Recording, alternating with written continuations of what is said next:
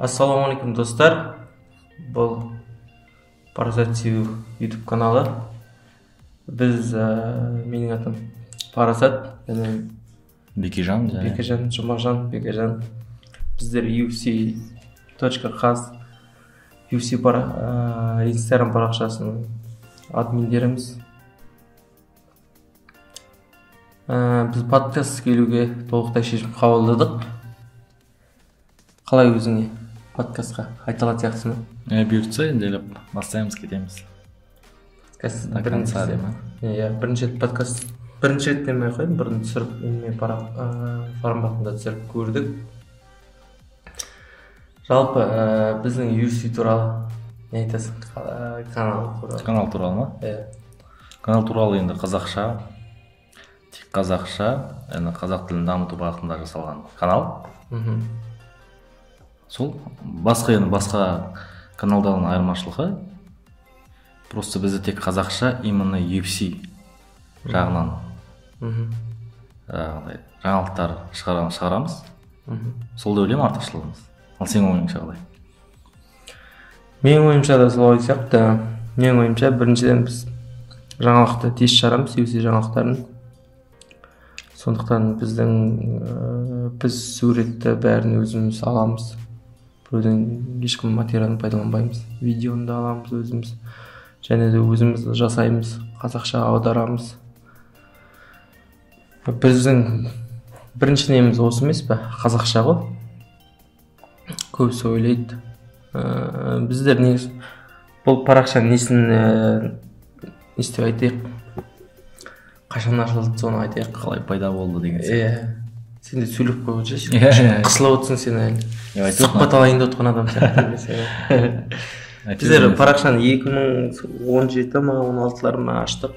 Мен қазақ дейтін кезде Жолдас дейтін бір ағам сол ашты, сол жүргізіп жүрді, жақсы болды, бірақ UFC жайлы жүргізген жоқ. Ол MMA, қазақша MMA, қазақстандық MMA файтерлер жөнінде көп жазып жүрді, жақсы көтеріп жүрді. Сонда біз YouTube канал түсірдік. Мен өзім видео операторым, мен режиссерім, оқыған режиссерлық, кино режиссерлық. Сондықтан сол кезде Асудан түсірдік, Асылжаннан интервью алдық, және Алмас ағайдан алдық, Алматыда жүріп студент кезімізде. И потом подкастта түсірдік, и Қаралы мештен болған жоқ, біз көп опытты білмедік, қалай бастаймыз. Біз ойладық бірден миллион, бірден 100 мың жинап кететін шығар деп та. 1000 бірдеме жинайтын шығар, саламыз, 200-300 ютубқа салдық. И потом кетіріп қой, канал менде алған жоқ. Содан солай жүрдік. Содан кейін ол каналда біз UFC-дің видеоларын салып жүрдік. UFC каналы бізге бан берді. UFC бізді жауып тастап, канал жауып тастады. Сондықтан кәдімгі канал жоқ қой. Бірінші қадам аяқталды дейсің солай? Жоқ, вообще бітті, болды. Жоқ, канал, в общем, Instagram ашам, канал жоқ. Ойлашы. Еңбек бар, еңбек кетті. Андай не ғой, шоқ қой. Жаңағы Жолдас қызандай, братана, не болып жатырсың? Менде сөйтсек біз UFC-дің видеоларын салған екенбіз, бірақ ешкім оны туралы айтқан жоқ. Соңғы посттарымды қарасам, солай болған екен. Ешкім бізді біз басында мен бұзып алды деп ойладым ғой. Содан кейін сондай болды. Енді көтеріліп кеткен кездер ғой қазақ MMA-ның да? Жақсы кездер еді.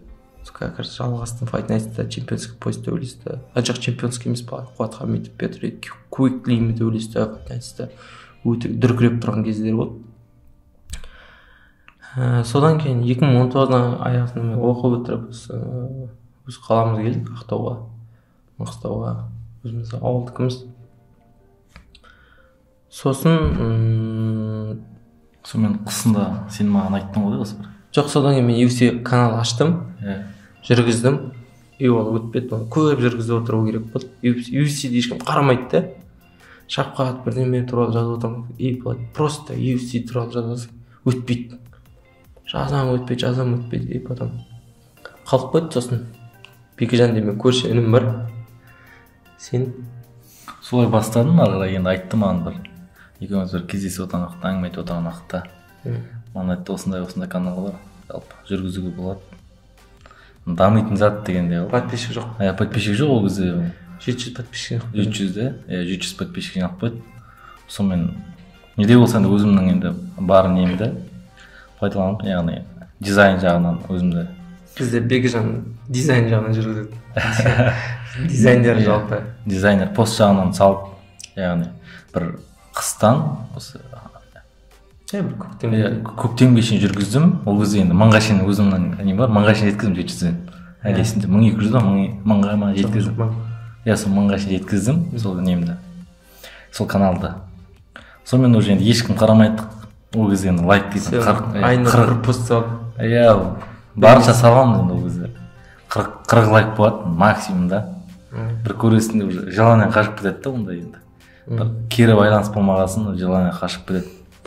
Осыны неде болса, сонымен қалды енді уже не болмағаннан кейін, кері байланыс болмағаннан кейін. Дейсіз канал тоқтап қалды. Канал тоқтап қалды сонымен. Бір екі тоқтап қалды. Посттарыңыз әлі бар, төменгі жаққа бүйтіп өтсеңіздер көресіздер. И сосын мен жаңағыдай бір нелердің парақшасын жүргізем.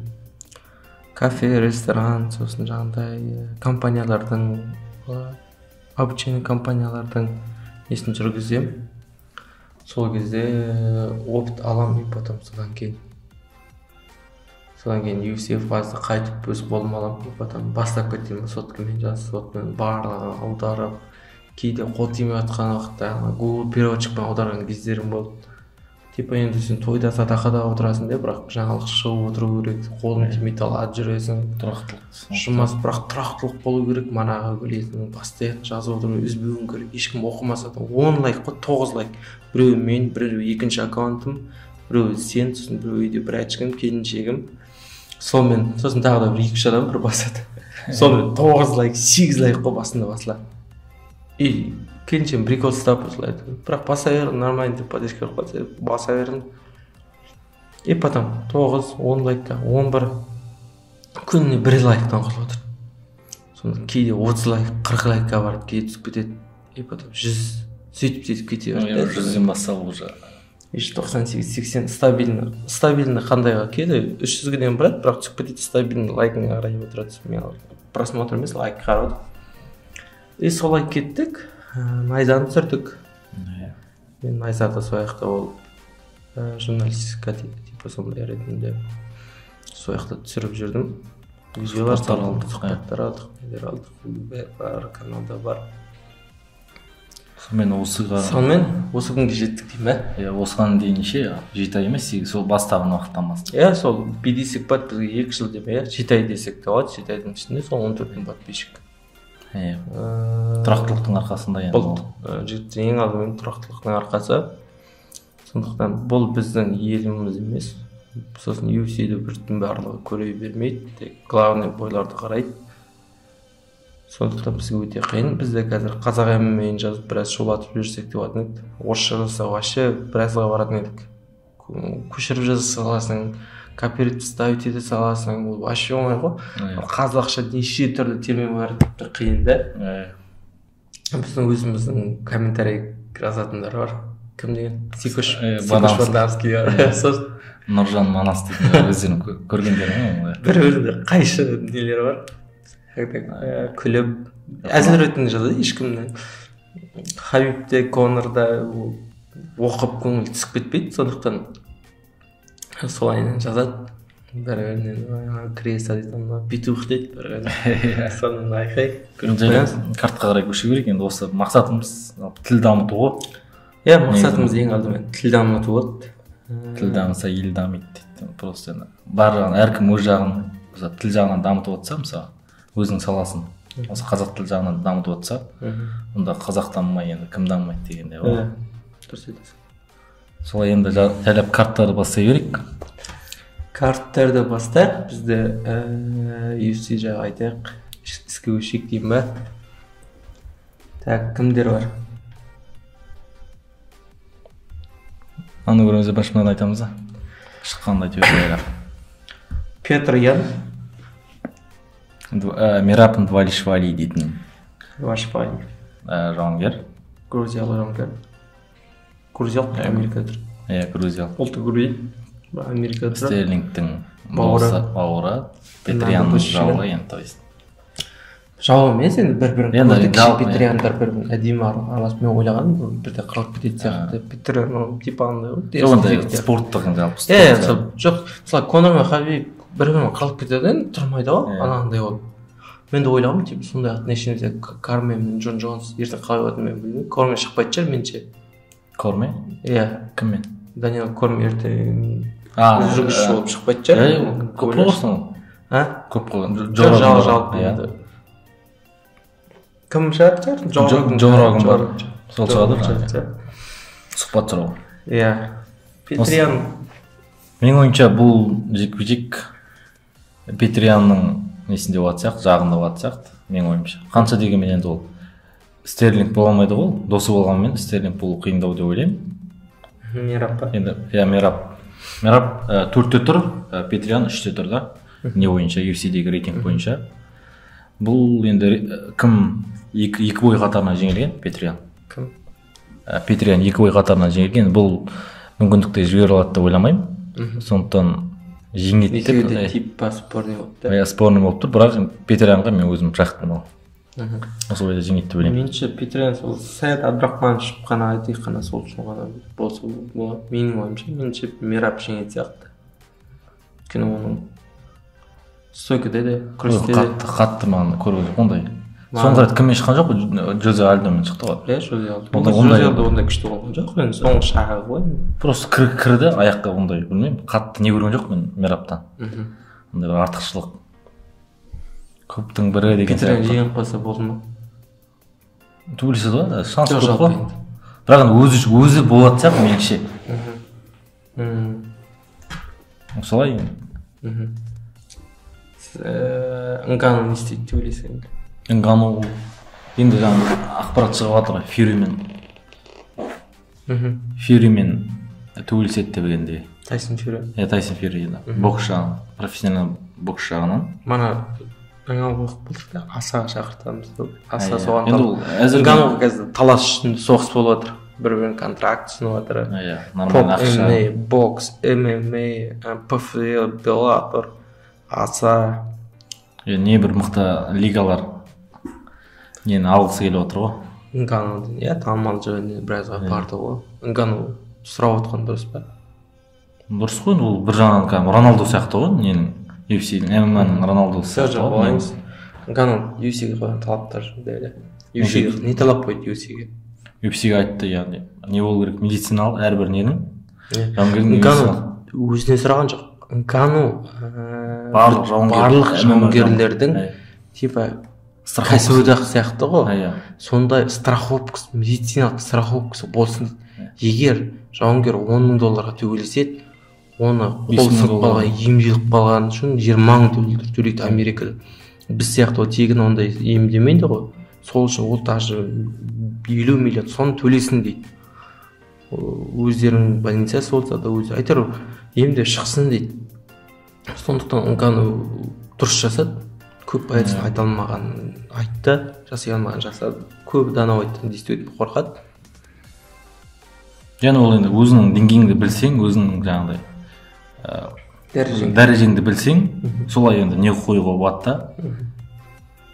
сол үшін де кетті деп ойлаймын ал оны UFC айтқысы келмейді енді айтқысы келмейді бірақ енді ол қайтып оралатын сияқты меніңше не дегенмен UFC дейтін кәдімгідей мықты лига ғой әлем бойынша бірінші орында тұр UFC керек бола ма осыны керек болады ертең Джон Джонспен екеуінің біреу жеңсе по-любому екеуін төбелестіреді екеуінде бәрі тарих бар ғой дейсің иә кеше 283-ке не айтамыз кеше 283 Шейра мен Джамал Хилл Морено мен Фигредо енді Фигредо уже болды деп ойлаймын қашанғы келесі жекпе-жек болмайтыны анық уже халықта жалықты 5-ші жекпе-жек болмайды уже не болып кетеді да жаңағыдай слишком болып кетеді да артық та олар өздері де біліп тұрған өздері біліп тұр сондықтан 61-ге көшемін деді 61-де мына кімдер стерлингтің бесі ғой 61 стерлингтің бесінде ол жақта енді Фигреду қазір енді кім іздеп жатыр ғой Омар қарсылас іздеп жатыр ғой может сонымен қиындығынша болмайтын сияқты. мүмкін емес та. Фигурада келіспейді ғой. Омар үшін конкретно жазып бердік та, әдемі ғой. Омар үшін фигурада не бар ма? Мешок керек Омар үшін. Бірақ жалпы просто көшет дегеннен кейін сондай ақпараттар шығып жатыр да. Мүмкін болуы мүмкін деді да. Бірақ ол жақта нан жоқ сияқты. Ол жақта тек бір 4-5-терде бір төбелес бір жеңіп жүретін сияқты. Чемпионға таласады деп айта алмаймын. Сен тек несін көрдің бе? Мен негізгі карттар көрдім тек. Ана Бьернстың просто жекпе-жегінің обзорын көре салдым. Мен саған оят дедім. Тұрдым, 8-ден тұрдым. Бразилиядағы не болған негізі бізге тиімдірек те. Уақыт тиімдірек. Америкада таңда болады ғой. Таңға 6-да главный карт басталады. 7-8-де мына жақта Жамал Хил мен Тешера 11-де қымна дедім таза. Рахат. Бразилияда өтірік те. Бразилия үшін қаралы күн болады сияқты UFC фанаттары үшін. Қаралы күн артықтылар бар. Қарсы 2 поястан артық болды. 2 пояс. 3 пояс. Бүткіл кәдімгі жаулап тұрды. Менше сол недегі сол. Тек енді Бьернсті чемпиондыққа содан үміт күтеді ғой. Енді менің ойымша. Бьернс пен Оливейрадан. Анау Оливейра бар, Перейра бар. Перейра 2 салмаққа двойной чемпион болды. Бірақ ол әзірге ол нелері көп. Үміт артар. Ойбай Бразилия. Көп. Сондай бір Қазақстан шығатын болсам мысалы. Ана бір суреті бар ғой. Эрда, кім Дос-Аньос, кім Оливейра, Перейра, Фигуредо солар бірге түскен да. Мысалы қазақтар бірге түссе мысалы Оспанов, Шафқан. Масқарада. Мысалы Қазақстанда Алматыда сөйтіп. Морен, менше бразилистер жақсы. Морен менше таза жеңді. Көрдім. Бьернс әдемі алып жатады. Шафқаттың бұрын қарсыласын. Нелмегіне өзі ойлаған сияқты сол кезде. Күресіп кіріп жай болады сияқты. Темпті біледі ғой кім темпті қатты екен, бірақ та енді бірден кіріп сразу мақачып. Бьернстің мақсаты уже болды, жеңу керек. Енді чемпионға лайық екенін көрсету керек та. Сол үшін уже сол бірден досрочно жеңу керек деген ниетпен шыққан сияқты. Сол үшін жеңіп тастады. Болды. Болды. Енді астың жақта бір тағы Перейрамен ертеде өстіретін болғаннан. Кіммен? Перейра, Мишель Перейра бар. Может, соны просто қойып береді. Қойып береді да. Перейра атағын шығарып. Давай сен көрші. Енді негізгі жекпе-жек Хилмен. Хилмен. Крейг Уолкерді де. Уолкердің нормально теуіп істеді. Неге ол бойда мен көрген жоқпын. Ол бойда менің ойымша Уолкер сол кезде Уолкер дейді ғой. Ана құрттың сегіз бе да? Сол жігіт қой, құрт болып дейді. Билейтін ба, сондай. Салдық қой оны. Сол Хилдан нокаут алған ғана бір фотосы бар ғой, түрі кетіп қалған. Ол типа бүйтіп шапалақ ұрып да жалғасты ана қарсылас жағын. Мына көрсетіп тұрды, жеңді, бүйтіп. И потом манағын көрсетеді. Ана аз қуанып жатыр ғой. Манағына хабар жоқ та. Жалпы енді Қазақстанда осындай бір атағын несін қалдырып қоятын бір жауынгер болса да осылай UFC-де да мысалы. Мен де солай ойлаймын, бразилиец. Нейт Диаз деген сияқты өзің атағын қойып тастаған да. Менталитеті бар да. Нейт Диаздың 11 поражениесі бар. Бірақ по-любому фанат оны не көрді. Айтпайды ғой 11 поражение. Кім сұрап жатыр Нейт Диаз? Ертең Қазақстанға келсінші. Ойбай Нейт Диаз келіп жатыр. Содан кейін ойбай 11 поражениесі бар. Кетіп қалмайды ғой. Көру үшін сол келеді. Бәрі ғой Нейт Диазсың ғой сен. Біз сияқты солай. Бренд қойып қалыптастырып Сергей Морозов қой деу керек қой. Жалғаш мақұлып қой мынау атақты. Кәдімгі UFC-де неше түрлі бой көрді, жеңілді, характер көрсетіп жеңді деп та 5 рет жеңіліп, содан кейін жеңіп кетті. Соңында әдемі аяқтады. Гангстер деген сияқты. Ол UFC-дің ақсақалы, ол 10 жыл болды UFC-де. Жүре берсін. Бізге керек қой. Маған мысалы Нейт Диаз сияқты Қазақстанға жігіт керек сияқты. Маған Мегни сияқты жақсы. Баяғыдан жүре берсін. Маған Майкл Джонсон сияқты әлі 15-тен шығып кетсе де. Маған Тони Фергюсон сияқты керек. Өзінің несін қалыптастырған, бренд қалыптастырған. Өзінің бренді бар, өзінің атағы бар. Жеңіле берсін, мейлі. Өзі үшін ақша тауып, өзі үшін бұл. Бірақ ол мықты да. Батыр да таза. Оның бәрі да. главное негізі қойып жатты да атағында.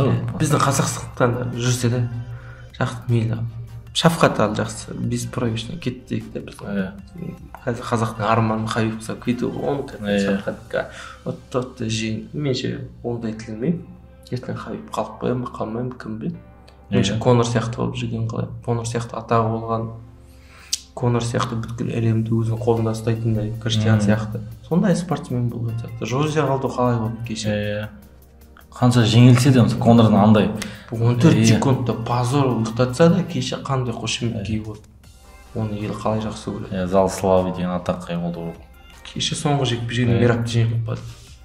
Бұл зал славыға даңқ алдына ие болды. Мықты. Оған бәрі как положено Жозе Алдо, Криштианды бәрі подписаны, дос, қарайды, бәрі бүткіл футбол, бүткіл звездалар бәрі біледі. Бізге сондай жігіттер керек қой, біздің 10 жігітіміз болса ойлашы. Екеуі жеңілмей ақ қойсын, 9 жеңілсінші. Бірі жеңілмес, 9 жеңілсінші. Күшті ғой, мысалы, сөйтіп жүретін болса. Өзінің атаң қалдырып кеткен бір жауынгер болса, мысалы Дамирес соғамда кеткен қалмаймын да, бір поражение болды, кетіп қалды. Не керек? 3 поражение болды, 5 поражение болды. Ондықта жүрдің бе? Жүре бер. Денсаулығың жарап тұрма, қатты акцент қойма. Біздің менталитетте тек жеңу керек қой. Біз әлем көшкен жоқпыз ғой. Сол сияқты ертең әлде жеңілістер алдымызда жігіттер. Дайын болу керек барлығы. Неше түрлі жеңілістер, оны барлығы да дайын болу керек. Ешкім періште емес. Мысалы Тейшейра 40-қа келді. Ол да өз атағын жақтырды. 40-қа әлі шығады. Кеше соңғы сөзін аяқтады, бітті лақтыртпады. Шығамын десе кім қарсылық танытпайды, қолына қақпайды, анау айды. Сен не айтыр жекпе-жекте? Перейрамен, Джамайл Хиллмен Гловер Тейшейра. Гловер Тейшейра. Жекпе-жек көрдім кәдімгідей. Енді басынан белгілі болды уже кімнің. Тейшейра уақыт келді да, жас келді, болды да. Былай кіргісі келді, кіре алмады.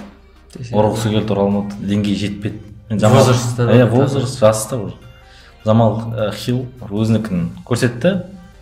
Бостан босқа чемпион емес екен. Яғни чемпиондыққа лайық емес екен. Үміткер екенін дәлелдеді. Чемпион болды. Бірақ енді соңында кім әдемі айтып кетті? Тейшейра.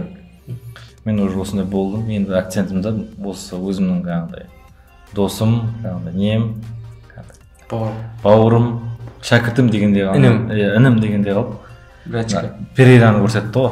Енді осыны чемпион Перейра әлі сол тұрды тұрмай бая кімге настройстводан тұрмай сол тұрып тұр ғой әлі. Израиль қара. Әлі сол тұры ғой. Соны чемпион қыламыз деді. Өзің чемпион бір рет қорғатамыз деді. Это уже история да. Енді содан кейін уже көтерілуге өзі біледі деді. Қара уже қызық қой. Перейра Израильмен жоқ жеңсе да уже ол кімнің Тейшейраның кегін алу үшін Джамал Хиллмен төбелеседі. История ол тарихта мынаның бәрі бекерге әңгіме емес. Мен Тейшейра сол бойды айта салды деп ойламаймын. Ол Дановайттың, ол менің сценаристерінің сценарийі білмейміз ғой мысалы. Давай сен соң жеңіліп қалсаң есіле видео айт, жеңсең видео айт. Мына кімді әңгімеңе тық. Перейраны өзің ол судалас әңгіме жоқ айтамын мен біріншікім ғой деген сияқты. Ертең шапқатта берді мына Азат Мақсым міне театр 60% түгел 57 түгел тегіс дейді. Інім дейді Азат Мақсым үшін рекламалады мысалы қасында тұрса. Асу Алмабаев үшін реклама. Сол жерде ертең шапқат тұрып мынау қасымдағы бауырым Асу танысып қойыңыздар. Бұл менің бауырым баяғыдан келе жатыр, осындай ертең UFC дайын болды, UFC контракт ұсын, мынаған осындай ертең бәрін жыртады 57-те қазір. Типа Морені дейсіңдер, осы десе. Жек қояды деп. Просто Асу Перейра қысып тұрсын. Қалай сценарий мықты емес. Жалпы кім қолынан қалады? Кім қолынан қалады? Если екеуде тартемді как раз. Жазып ал. Тартып жазып ал. Солай енді, Перейрамен жекпе-жекті көреміз енді, бұйыртса, если қызық болады. Тарих. Егер Израильді жеңетін болса, кім? Перейра. Онда осы жекпе-жекті көреміз Хиллмен. Енді осы 283 аяқталды деп ойлаймын. Енді келесіге көше берейік. Льюис Спивак дейтін жауынгер бар, енді соны айта кетейік те екеуінің. Льюис дейтін менің Вегас қой да? Вегас, иә. Fight Nights қой. Менің ойымша осы екеуі. Сен түсіндіріп кетші, мен түсіндіріп кетейін де, и потом сен толықтырып кетерсің. Жігіттер көбісі біледі, бірақ білмейтіндер де бар да. Вегас 66, Лас-Вегас, сосын UFC Fight Nights дейді, сандары жоқ, сандары бар түрі. Ең мықтысы жігіттер, сандары бар түрі, мысалы 283, 84, 85. Ең мықты чемпионский бойлар бұл сандарында болады.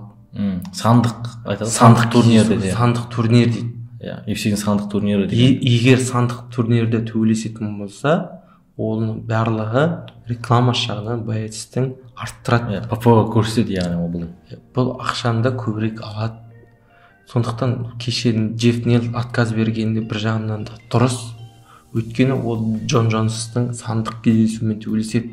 Ертең ол главный картта болады, и потом сол кезде сөйлейді. Джефф Нилға анаған тиісе алатын шансы бар. Сол кезде жанкүйерлер таниды, Джон Джонстың миллион фанаты келіп қарайды да, мынау кім дейді да, и потом Шафқатқа фанат болады. Ол кезде да анау айтып өлтіріп тұрып айтады, тамады ұқсап. Өткіл әлем бағындырған деп та. 16-0 бірдеме деп айтады, и сол кезде Шафқат тұрып, как положено өзінің образын сол жерде жібермей айтса болады. Сол сияқты нәрсе бұл сандық турнир дейді. Ал Fight Nights түнгі төбелес қой енді. Лас-Вегаста болады. Жоқ, әртүрлі жерде Лас-Вегаста болады. Әртүрлі жерлерде болады. Бұл дейтін, бұл сәл одан кейінгі турнир. Чемпиондық пояс емес, мықты кездесулер болады. Мысалы, Шафқат пен Джефф Нил сондай Fight Nights-қа төбелесуге болады, олар құқылары бар. Сарука мен Гамрот деген бір жекпе-жектер болды ғой. Иә. Лас-Вегас дейтін ол қай жерде болатын төле? Лас-Вегастың өзінде Apex деген UFC-дің өзінің нелері бар. Спорт залы бар да, стадион деген сияқты. Өзінің қала городок. Apex өздері ғой, офисі барлығы сонда ғой.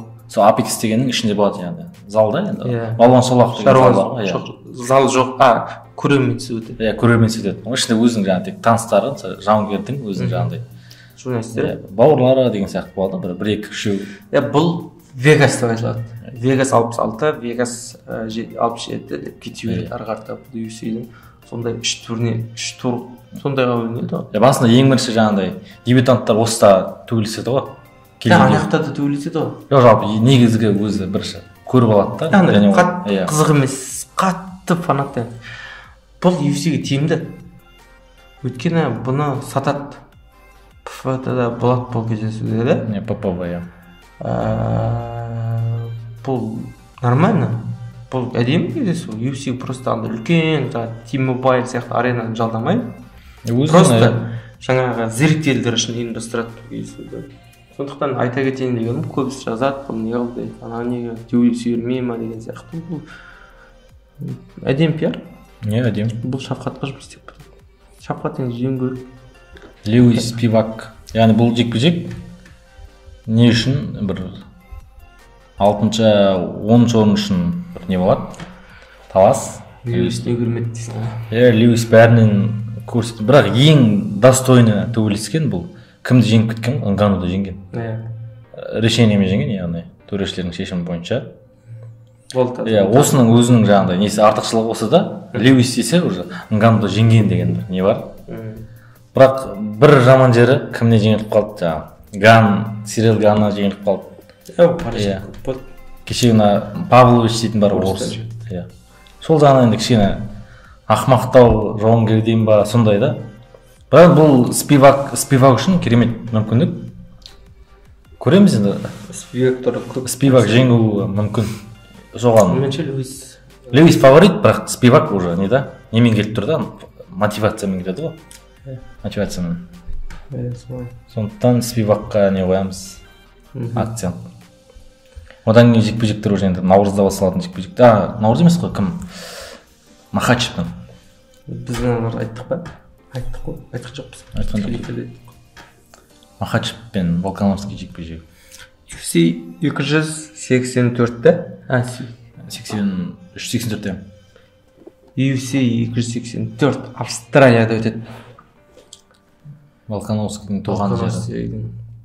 Туып өскен жері. Кіндік қаны тамған жері. Көк туы желжіреп.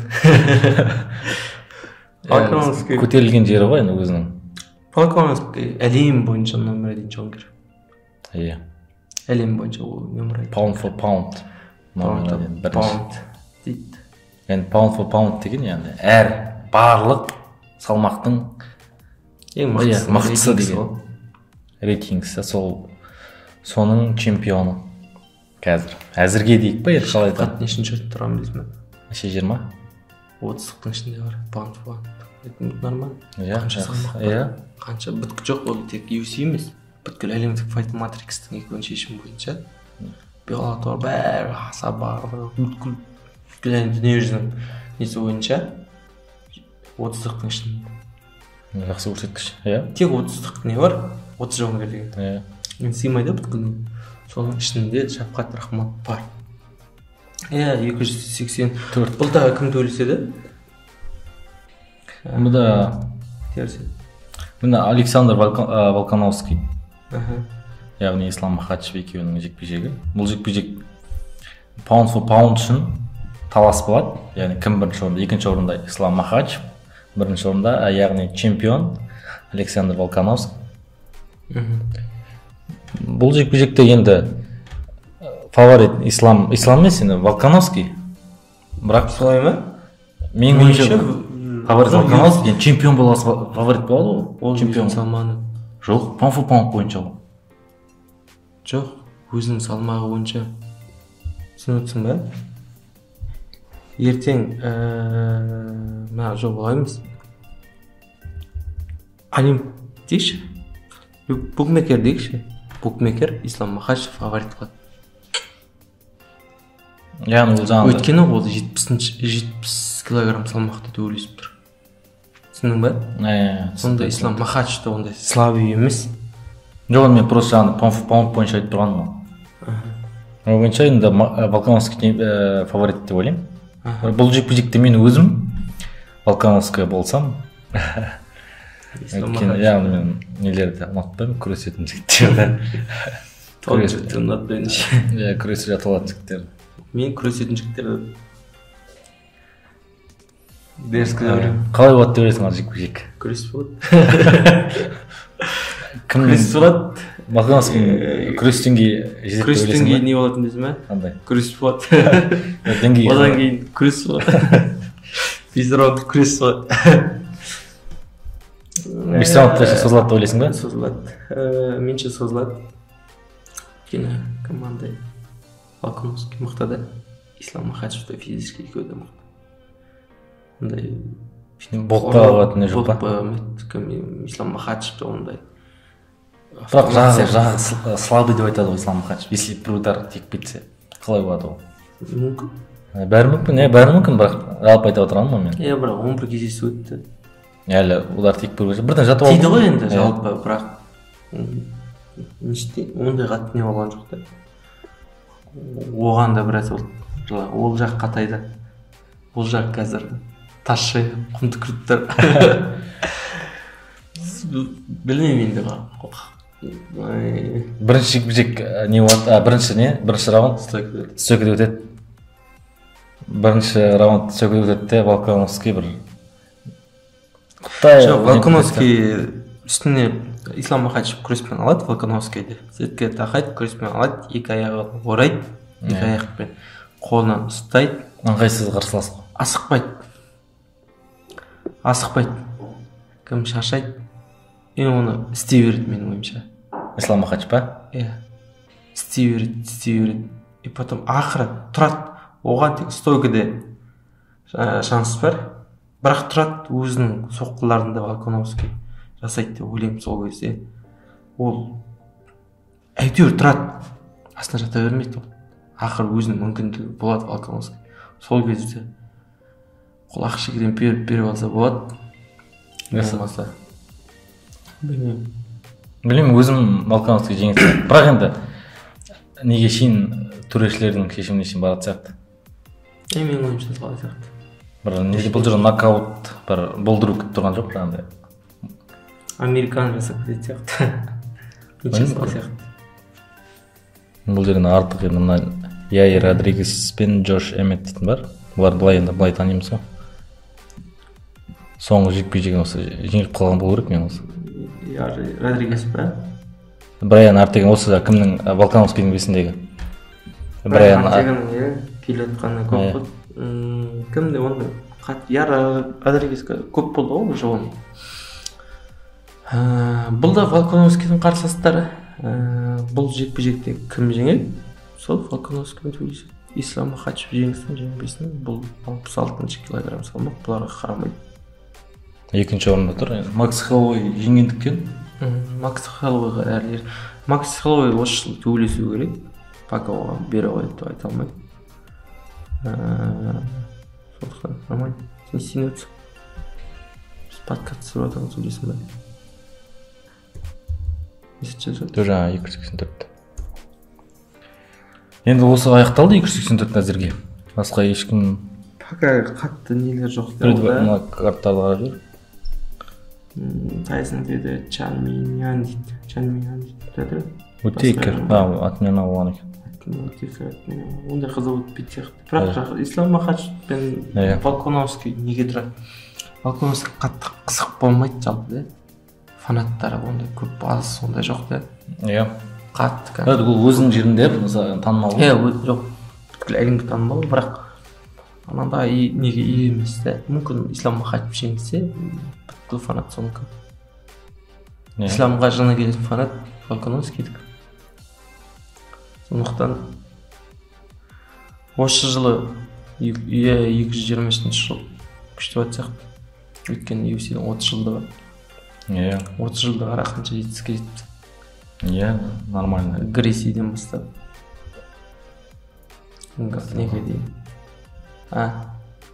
Жақсы басталды. Сонымен 30 жылдық бізге де 30 жылдық өтті, бірақ енді қалай дамып жатыр дейсің ғой да. Әркім қалай дамиды. Өзіне байланысты деген сияқты ғой. Сосын құрметті біздің тыңдармандар, оқырмандар, бізді UFC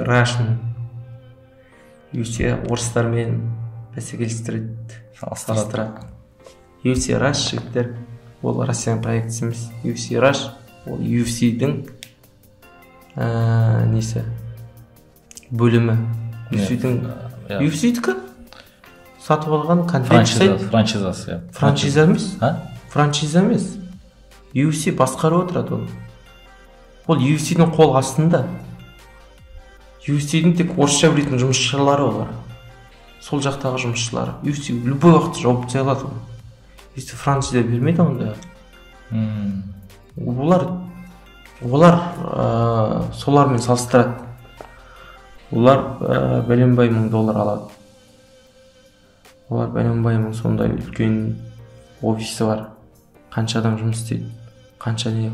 Оларға любой жерде. Олар UFC ғой жеттен біз. UFC-мен бәсекелестірмеңдер.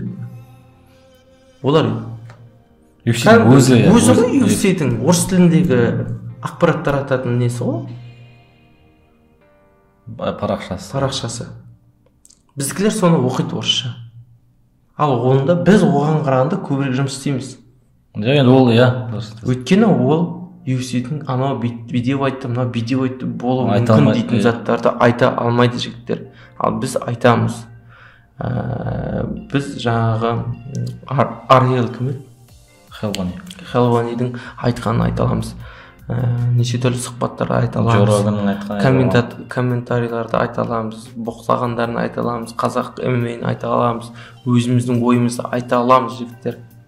Олар просто контент жасайды. Олар UFC-дің заттарын видеосын салады, артықшылығы сол. Соны просто аударып салады ғой. Қалай? Олар бойды салады, болды. Олар UFC видеоны жібереді, и потом олар салады. Олары блокқа тықпайды. Біз UFC-дің бойларын салғымыз келеді, UFC-дің прямий түсірімдері, бірақ бізді блокқа тығады. Бұны басында айтып жеткенде, именно қазақты солай блокқа тықты. Сондықтан біз ондай неге барамыз через Telegram арқылы. Барынша сіздерге енді ыңғайлы болу үшін жасаймыз. Телеграмнан болсын, басқа жақтан жаңағыдай канал ашып прямой түсіреміз. Трансляцияларды көрсету арқылы. Бірақ именно осы UFC Kaz арқылы түсіретін болса, уже бізге қиын болып кетуі мүмкін. Бан береді. Страховка ұстамаймыз ештеңе. Сондықтан кепілдік бере алмайды. 6 секунд бізде банға жібереді сразу без спорно. Өйтіп бір банға түстік, бір біреудің видеосын салып, сұхбатын салып. Сондықтан бізде UFC Russian салыстырмаңыздар. Шама келгенше қазақша оқиық жаңалықтар. Қазақша сауатты түрде. Басында қателіктеріміз өте көп, бізде көп сөйлемеңіздер. Енді қалай айтсам, біз бұдан айда қалып отқан біздің хоббиіміз. Қазақ тілін дамытса екен, қазақ тілі болса екен, UFC қазақша оқыса екен, футбол барлық жаңалықтар қазақша, именно осыны тек неге келген кезде. Қазір сол қазақ тілінің дамытатын уақыт келді ғой, баяғыдай қашан жүреміз. Әркім. Сондықтан бізді баятистерден тыңдайтын болса, бізге репост жасап, былай жанкүйерлерімізде репост жасап көмектесіп қойса, жазылып қойса негізі парақшамыз асып кез келіп біз қайда істесек сонда көмектесіп, тегін лайк дейді ғой, тегін ештеңе жоқ. Әркімнің уақыты алынып жатқан, әркімнің өз несі, ұнайтын пікірі. Барынша қолпаштап отырыңыздар деп ойлаймын. Қолпаштайсыздар деп ойлаймын. Келесі неде неше минут болды уже? 41 минут болды уақытта салыпты. 50-ге шейін бір карт жүргізіп тек. 50-ге шейін болғанда уақытта батарейкада азайып кәдір екен. Бір карт көрсетсеңіз де. Фера ма? Жоқ, келесіне 285 кім бар? Жоқ, бұны келесіде. Біз әлі айтатын, рейтингтер талқылайтын мәселе өте көп болады жігіттер. Бізге қандай сұрақ жазыңыздар, келесіздер. Сол бойынша біз YouTube канал білесіздер, біз барлық нені шама келгенше жауап береміз, барлық нені шама келгенше дұрыс сұрақтар болса бәріне жауап беріп, ответ қайтарып, көмектесіп жібереміз. Білмейтін сұрақтарыңыз болса, айлап.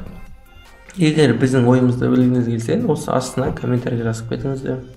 Мынау туралы UFC қашан барады. Біз чисто өзіміздің ойымызды айтамыз. Келесі картымыз UFC 285.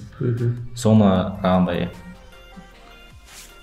өз ойымызды айтсын десеңіздер, осыған лайк басыңыздар деймін ба? 85 керек болса, Шафқат бар, не бар, Сирил Ган, Джон Джонс, барлығын туралы айтатын. UFC Март туралы айтатын болсаңыздар, онда тезірек жазыңыздар. Біз комментаторлар осылай талқылап отыратын боламыз. Сіздерге ұнаса лайк басыңыздар, колокольчикті басып қойыңыздар, қоңыраушаны. Қазақтың нелері туралы UFC қашан барады дейтін сұрақтарыңызды, кім қалай бара аламын? Айтып жүреміз, кімде Азат Мақсұм, кімде Асу жайлы. Кейінірек айтамыз. Кейінірек айтамыз ондар жақсы. 2-3 белгісілер жақсы жинап жатса, 2-3 күннен кейін тағы түсіреміз. Бізге қиын емес, әңгімемізді айтып, іштеген ойды шығарамыз. Сындары болса, ұнайтын адам тыңдап, көзі жүре берсін, ұнамайтын адам мүмкін біз Spotify, Яндекстерге шығып көреміз. Подкастымыз жақсы болып жатса, сол жақтан тыңдай аласыз. Әзірге YouTube'дан тыңдай беріңіздер. Рахмет, сау болыңыздар. Сау болыңыздар. Сіздер маған UFC Kaz қолдаңыздар, қазақша контент жазылыңыздар. Осылай талқылап отырмын. Ертең жақсы болса, может видеоға да түсіреміз качественный форматта. Рахмет, сау болыңыздар. Ассалаумағалейкум.